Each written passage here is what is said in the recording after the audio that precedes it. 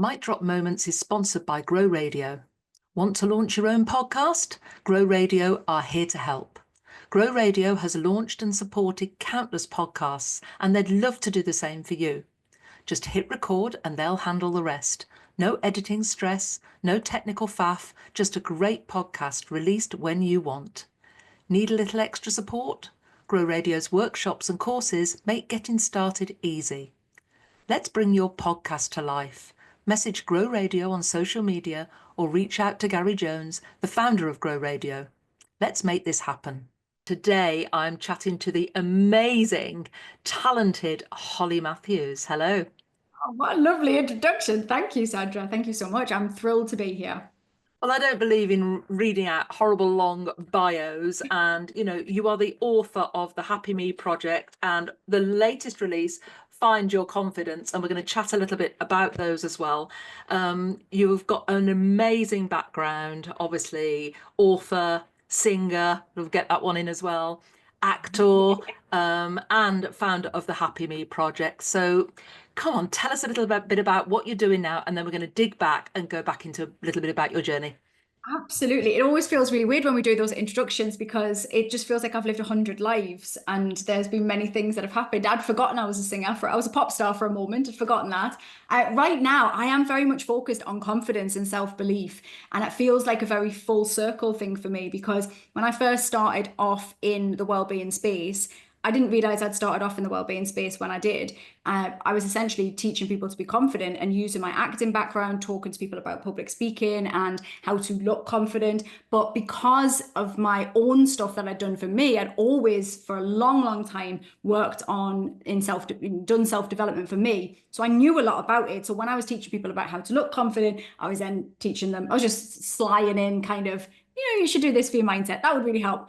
And so it feels very much over the last, since writing the newest book, that it's been like a full circle, that I've been able to bring together both the acting side of me, which is the outer confidence. How do you look confident? How you talk confidently? How do you, be perceived by others as confident? But then also the internal work that I do as a self-development coach and all of that stuff, brought them together.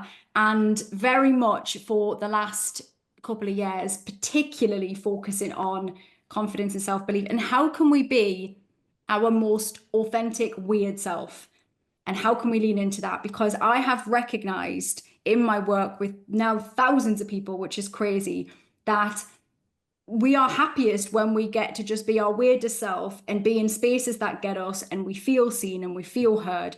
And that ultimately is the key to our happiness. So that's been my focus. In my membership, the Happy Me Project membership, has been very much the sort of embodiment of that and bringing people into that safe space to land, a space where people can be themselves without judgment, whatever's going on in their world, and walk towards the things that they want. And that's been my focus, and I'm very obsessed with it because it's how we feel happy when we just get to be our weird self.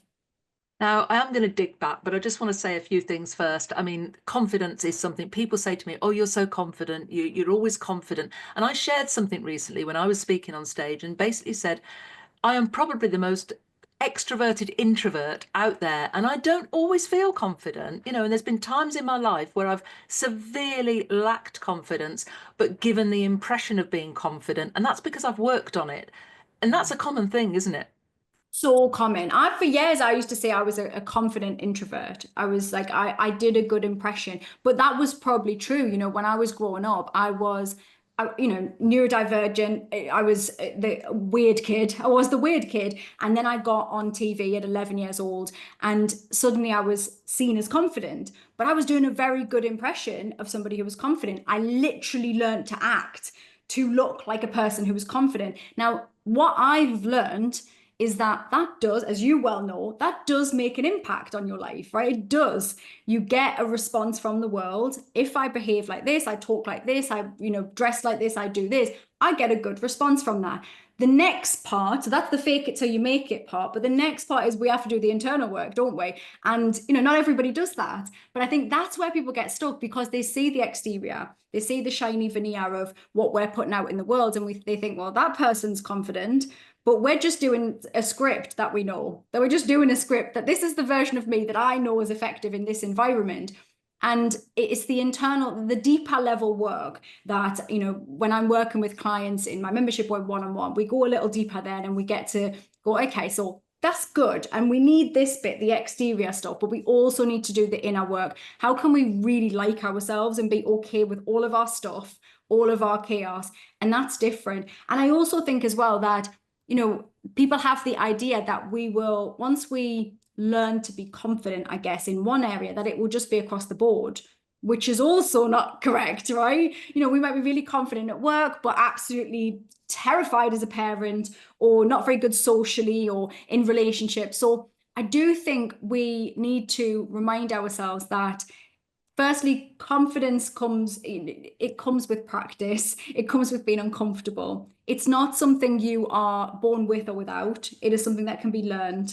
And it doesn't, you know, every new thing that we do, we're going to lack confidence in it because we're not very good at it first. We're rubbish. And then we got to learn. And it's okay. And we can learn. And that's really, for me, the key. Yes, there's some genetics, but it's really minimal. It's really small. It's not what we think it is. And so it kind of doesn't interest me, because I just think, well, the only bit that interests me is what we can play with and what we can do something with. And there's loads, so we can learn to be confident. I talked about, you know, I believe we're all born confident. The environment around us that affects us and puts us into those situations where, and we can lose confidence, we can gain it back, all those different things. But I talked about taking the first step. The first step in anything is the hardest bit. But once you've taken the first step, you're confident in doing that, and then you can take the second step. But it's a gradual thing. It's that stepping out your comfort zone, isn't it? You're never going to be confident in something for the first time. And if you think too far ahead as well, if you think like writing a book, for example, right? I knew I wanted to write a book, but I didn't know how to do it. It wasn't in my comfort zone. I knew I could write. I was confident that I could kind of write. I knew I was okay at that. I didn't know how good. I didn't know if it was like worthy of being with a, you know, an actual author. I knew I was all right. I enjoyed it, but I didn't have a clue. And if I thought too big of that picture and thought, because in my mind, when I first decided I wanted to write a book, I thought to myself, I want to work with a big publisher. I don't want to self-publish this one. I want it to be with a big one, Penguin, Bloomsbury, one of the big ones. And if I thought about that for too long, I'd have been terrified. I'd have been so scared because I did not have a clue how to do that. And it was exactly what you said. It was a case of going, okay, so what's the next thing I need to do? What's the next? And if we just do that, and it's scary just doing that, then we can move it forward. And yes, now I can sit here and go, I have 2 books published with Bloomsbury, one of the biggest publishers in the world. If I'd have said that out loud to myself when I was starting out, I wouldn't have done anything. I'd have been too scared. It would have been too terrifying. It's just that first step. And that's what I say. It's the first step. It's just take it, and you only need to take one step at a time. You don't have to do it all. I think people race ahead thinking of the end product, when actually just by taking one step, you're one step closer, or you're one step further, and you've taken that first step. I use the analogy of riding a bike.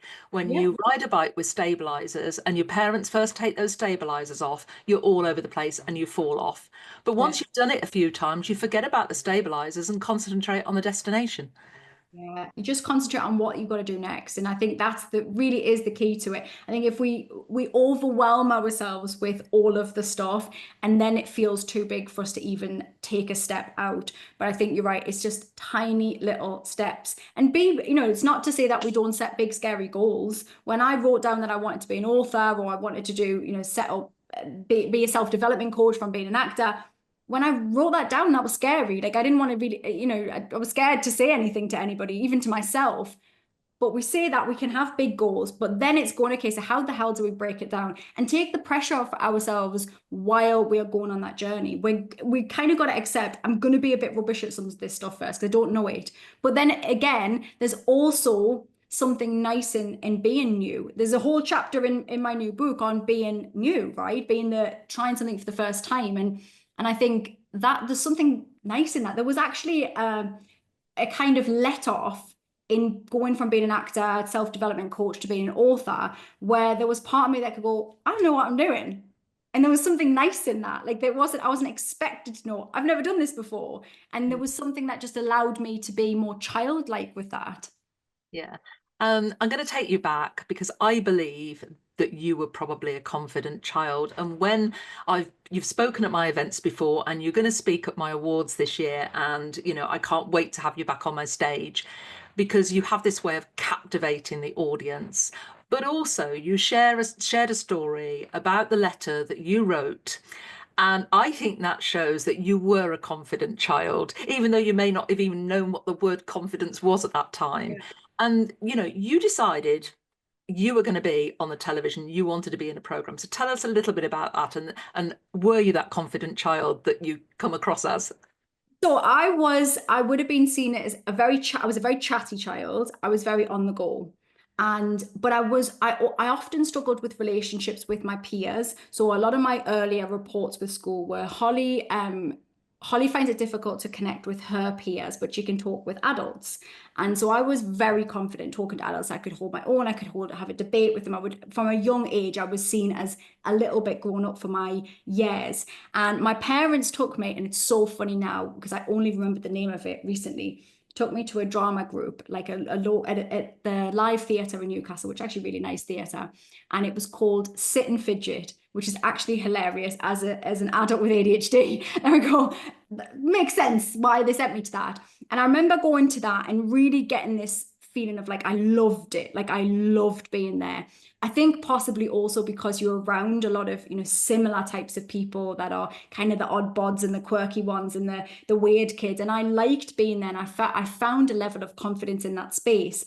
And I was very lucky. We are, where we're plonked on this world and this planet, what family we get dropped into, that's pure luck, right? And I was lucky that I grew up in a family where I was encouraged to be myself. And that was something that's such a gift. We as parents, it's the gift that I hope that I can give my children. Just be who you want to be. You're not me, Mark II. And I was gifted that, and I was allowed to be my weird self. And when I said that I wanted to be an actor, I, as always, go into something all in. So I was like, I want to be an actor. I want to go to RADA. I'd heard about drama school called RADA. So I'm like, I want to go to RADA. I want to work with Steven Spielberg. He was probably the only person I'd heard of. So like Steven Spielberg. I remember going to Planet Hollywood in America, went on to America. And I used to write on napkins my home phone number.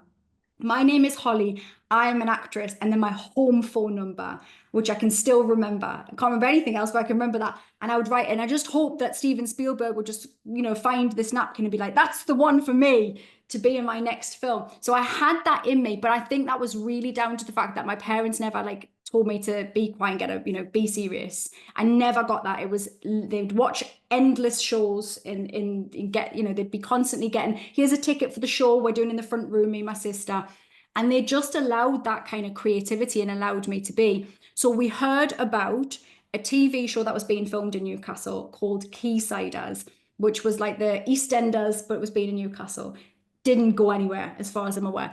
But it had like one series, and it was in the local paper. They were advertising which they would never do now, but they were advertising for local actors. And my dad rang the number and said, look, because I'd seen it, and I said, I want to be in that. And my dad rang and they said, look, we're not having any kids in this. Like, it's pretty much set in pubs, but have you not been in touch with Biker Grove? They're, local. And we hadn't thought of it. I mean, my dad was a welder. My mum worked in a bank. I didn't come from a stage school family where they knew this stuff. So he was given a contact number for the casting department, and they said, look, send a letter in, send a CV, headshot, whatever, all the standard stuff. And so I wrote them a letter. And I wrote this letter and I brought it to your event, didn't I? Because I'd started to think that this was like an urban legend. I thought, did I write that or not? I did think I had written it, hand wrote it, because, it was early doors of having a computer. We are older than the internet. So, which is terrifying. But apparently we did have a computer, and my parents found it and got it put on a canvas for me for my 30th birthday. And this letter is the cutest thing. And it just says, my name is Holly and I'm an actress, because I was affirming it. Like, I had zero doubt in my mind. My parents didn't give me any doubt. My family didn't give me any doubt. The world hadn't got at me. I was 10 or 11. So I'm like, I'm an actress. And what? And I'm an actress. I go to my Saturday drama group. I'm not shy one bit, it says on it, which makes you laugh. And then at the very bottom, it asks for a part. And then at the very bottom, it just says, PS, please write back soon, because I was very keen to hear from them. And they got me in for an audition, and it went from there. So I did 6 auditions, didn't get the part. But the interesting thing, and I think this is where it comes into, the right environment and having that support. Again, my parents never said, well, that's it, then done, give up now, be sensible, go and learn maths and stuff. They didn't. In fact, I don't know what they said, but it was obviously encouraging enough that I didn't feel, discouraged, because in my mind, I remember clearly thinking, well, it's doable, because I got that far. I didn't think, oh, that's it, I've ruined it, I didn't get it, so I'll just give up. I thought, I got on the set, I had a script with the Biker Grove written on it, like, it's doable then, just try again. As it goes, 6 months later, they wrote a part in for me, and that's when I got my part on the show. But it all came from that letter. And that letter was typed in Comic Sans. It's so funny. Comic Sans. And we do know that a designer dies every time we use Comic Sans. But at the time, Sandra, Comic Sans, it was friendly. It was fun. We didn't have many fonts kicking about, did we? Arial, whatever, New Times Roman, we didn't have any others. Comic Sans seemed like fun and jovial. So, and also I had written it as well. I had put my name is Holly. I have green eyes, and I'd done that in green, and I have brown hair, and I'd put that in brown just to help him out, just visual, just help him out. I mean, it would be so. I mean, I wonder what they got, other, what other letters they got, because yeah, it did make me they used to get a lot of kids from schools, but I don't know how many kids actually wrote a letter in. And I really genuinely say that even now at 40, that's literally how I do business now. It's the same. I think it's the difference between, so many kids would get their parents to write in. Yeah. But also most parents would have done it. Yes. Like I've never actually asked my parents, because that's actually quite a lot of letting go, right? That they allowed me to do that, because a lot of parents would have controlled that situation there and, wanted the best for me. So maybe looked at it and fixed it and taken out some of the stuff I said, but they didn't. And the great thing about that actually is that the magic was in that. Biker Grove was about real kids. They wouldn't have probably looked at it if my parents had written it. It would have been overlooked. And, this is when I talk about, being confident and being your weirdest self. The magic is in the mess. The magic is in that chaos and the edgy bits. It's the perfection that we all, we go on social media and everyone's trying to strive for some weird perfection. It's boring. It doesn't set you apart. It doesn't set you apart in business. It doesn't set you apart in life. It's dull. And if I'd had my parents write that, it probably wouldn't have been seen.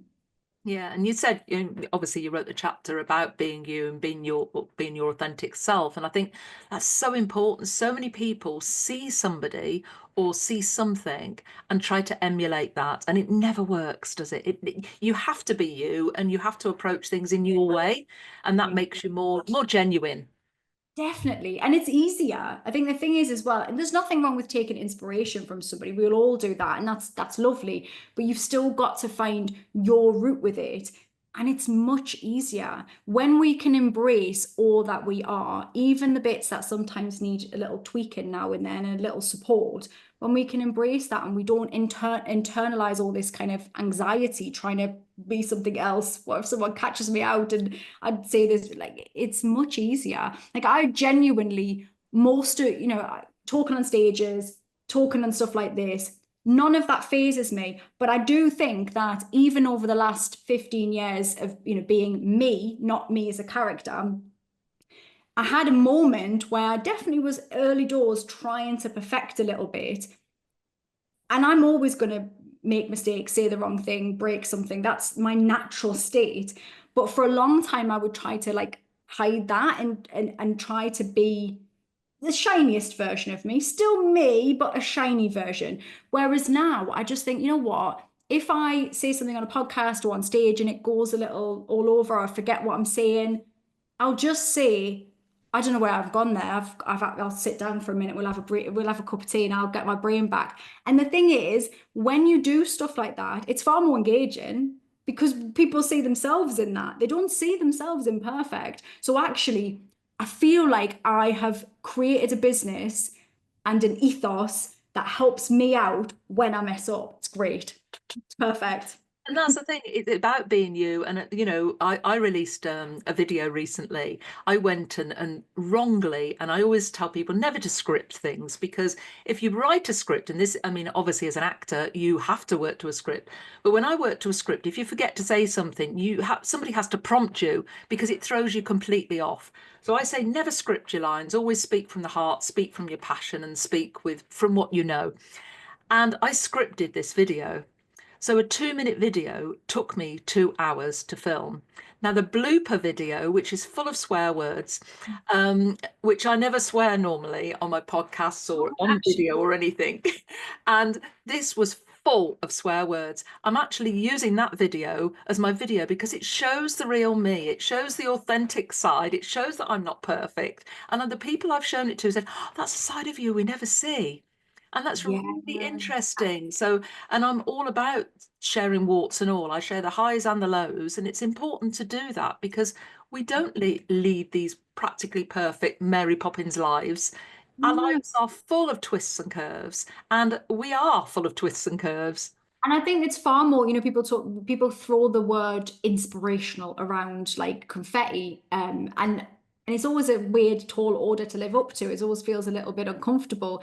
But I actually think the most inspirational people to me are the people that lean into their mess and their chaos, and I can see the authenticity. And working in this space where I'm online a lot, I see lots of people doing their thing and all their different businesses. I can sniff out that lack of inauthentic nature. I can see it in a heartbeat, and it's so off-putting when I can see somebody and I can see that person's enjoying what they're doing, they're having fun, they've messed up, they're running in with their chaos. Like I embrace that because I see myself in that, and I think, oh, okay, if they can do it, then maybe I can do it. And that's inspirational to me. Not when I watch somebody, online or on stages, or I read something and they're like perfectly perfected, filtered, imaged. I can't connect with that in any way whatsoever. I don't think anyone can, to be honest.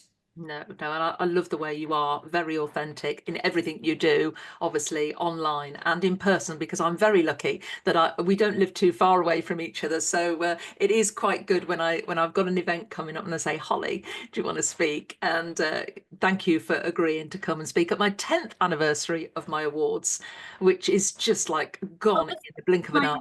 The first time that I spoke at your awards, was the first time that I had. It wasn't the first time I'd spoken as me, but it was the first time that I had spoken since the death of my husband. And we're talking like feeling, raw and warts and all exposing.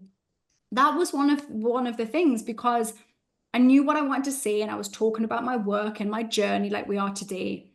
But standing on that stage, it was the first time, and I've experienced it many times since then, being in a room of people where the room's packed. You're all these people there, and you drop in something difficult, something traumatic, something sad, grief, whatever it is. And there's a collective gasp, or there's a collective discomfort. And as a person, if someone hasn't spoken on stage, you won't have experienced that feeling of being in a space where you say something and a busy room goes, or you feel, they're empathetic, they do the head tilt, you feel it en masse. That was the first time I'd experienced that at your event. And on top of that, my dad was there. I don't know if you remember that. My dad was remember, yeah. And so that was like an added element. Not that I was embarrassed speaking in front of my dad, but it's, it's another person that knows you in a different way. So it has a different, dynamic to it. And I got choked up and I cried a little bit on stage, which is like people's worst nightmare, isn't it? Like you feels like one of them dreams where your teeth are falling out or you're naked on stage. But I remember feeling it and being choked up, but also recognizing the importance of that and allowing it to just be. Like, obviously, I wanted to still say what I was saying, so I was trying to not cry full out. But I also had this real clarity of it's okay, because everyone in this room has experienced something difficult. People will be watching me, and yeah, they can still see me as a successful business owner or somebody who's got this interesting story. They can still see that, as well as seeing me in that broken moment, because they are that as well. And it feels nice to be coming back at the 10 years, because it feels very full circle for me as well. Yeah, I do remember your dad being there. He came especially to hear you speak, which I thought was lovely, because he's not local. He travelled a long way to see you as well. In fact, I think he was actually still working in Kazakhstan, so he really did travel far to come. Coming back to confidence, and sadly we are running out of time, what sort of messages are you instilling in your own children to ensure that they are their authentic and confident selves? It's such a lovely question. I genuinely, my kids are weird, sassy, funny, hilarious, kind human beings, and they're people I would like if they weren't mine. They're just genuinely lovely people, and I think from being really young, I've taught them to really lean into being themselves in the best way that I can. Be your weirdest self has been a message always. In fact, I was just looking behind me there and see if there's probably a sign behind me somewhere. We had be weird, be, all of that constant messaging, be your weirdest self, be whatever you need to be. Also, set boundaries around those that are in your space. Find people that get you. Like, that has always been something. Find something that you like. You don't have to be great at everything. Nobody's great at everything. Just find the things that you like and lean it into that. And I think that's always been something that's been important to me with the girls. And even things like how they express themselves in terms of the things they wear, they will tell me off now, but because they're now, 12, in their birthday, they've got 2 weeks between their birthdays. I always forget. One's just turned 12, one's 13, but about to turn 14.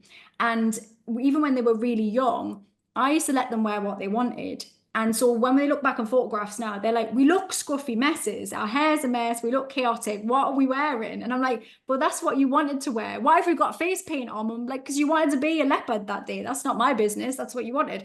I always allowed them to do that, because there's so much of our life where life and socially we're told to get in line and be a certain way. And I just think when kids are young and fresh and not in that space, let them be. And they might look a mess, but so what? There's plenty of time to dress up and do all of that stuff if they want to. And I think that's something that I'm always challenging myself on, and I always want to make them feel that they can be themselves. And themselves isn't always going to be something I like, but that's okay as well, because they're their own people. They're not me, Mark II. Yeah, you took me back there to my teenage years when I was told to dress the same as everybody else. I was made to look like everybody else, and we were taught to sound like everybody else. And I think that's where I lost my confidence as well, because I felt that I was just this clone and I couldn't be me, and felt very stifled. And it took me a long time to get it back. Now we are running out of time, and I always ask my guests to leave us with what I now call a mic drop moment, but it's your piece of wisdom or a top tip you could share to the audience, or something, a takeaway that they could take. What would your mic drop moment be? I would say for people, in terms of, being your most confident self, check in with the words that you use to describe yourself, talk about yourself, the words that you use, the language that you use around your life in general, and recognize the power in that. Even when it's the most difficult times in your life, there is a way of framing it with language that can make it feel hopeful, that can make it feel like there's a way through that stuff. Whether it's somebody saying, how are you? Just check in with what you're saying there. If you're saying not bad, well, your brain hears bad. So think about those things, and you can really shape your life with the words that you use, whether that's written, spoken, how you say things to yourself. So over my challenge for your listeners is, over the next week, listen to how you talk about yourself, how you describe your life. And if you're describing it in a way that doesn't feel good, and it's not the life you want or the version of you that you want to be, start there. Because when you start there, you start to shape that reality in your mind first. Then you can start taking some action towards actually shifting it to where you want to be. But start with the language. Language is so important. That's a great piece of learning to listen to and finish on. We will share all your links in the show notes, including the links to your 2 books. I feel there's a series coming. I did say to you earlier that, the binders on the side are designed to go into a full series. That's a dog telling us that's the end of the podcast as well. So we're going to leave it there, Holly. Thank you very much, Holly Matthews. Take care, everyone. Bye.